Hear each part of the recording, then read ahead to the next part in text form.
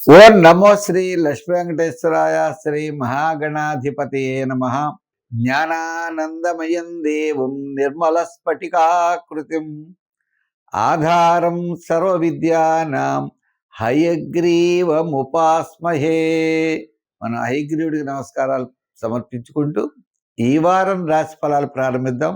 ముందుగా అందరికీ కూడా భోగి, సంక్రాంతి, కనుమ ఈ పండుగల యొక్క అంటే సంక్రాంతికి శుభాకాంక్షలు మీకు తెలియజేస్తూ మన కార్యక్రమాన్ని ప్రారంభిద్దాం.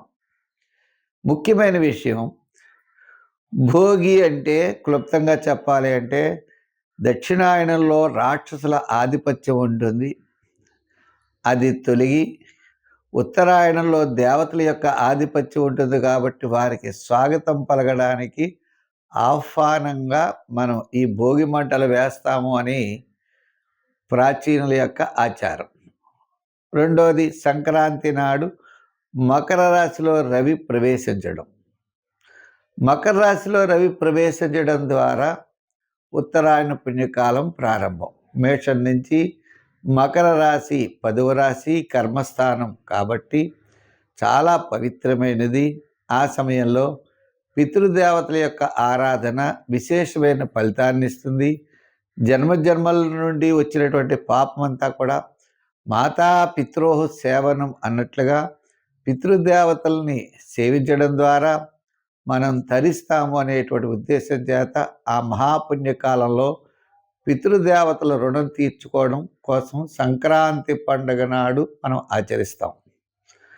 తరువాత ఉత్సవాలు, అనేకమైన ప్రాంతీయ ఆచారాలను బట్టి ఉత్సవాలు కూడా మనం జరుపుకుంటాం.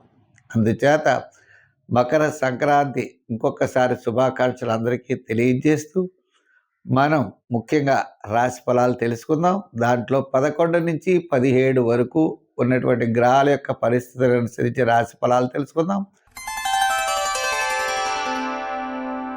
ధనుర్రాశి.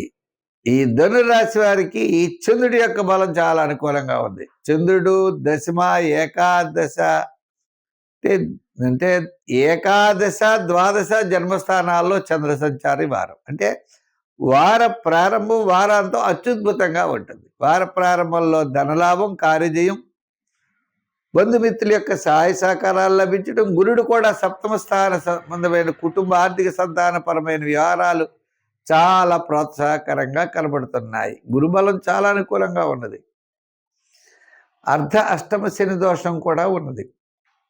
స్వల్పమైన ఆటంకాలు, శ్రమ, చికాకు, ప్రతి పనేందు అసంతృప్తి ఇవన్నీ ఉంటాయి.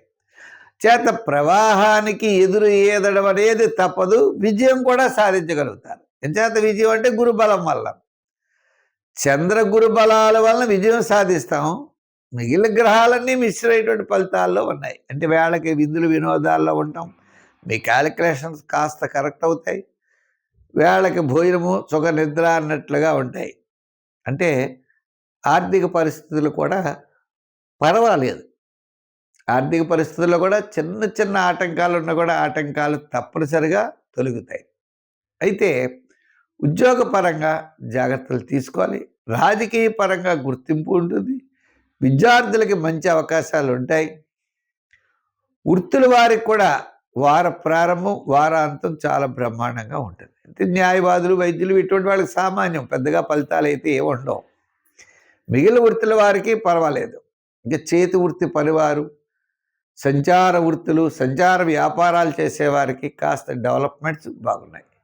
వ్యాపారాత్మకంగా కూడా ఫైనాన్స్ వారికి, అలాగే మీకు గృహోపకరణాలు, జనరల్, కిరాణా, మెడికల్, ఫ్యాన్సీ ఇటువంటి చిన్న చిన్న వృత్తులు వ్యాపారస్తులకు కూడా చాలా అనుకూలంగా ఉన్నది.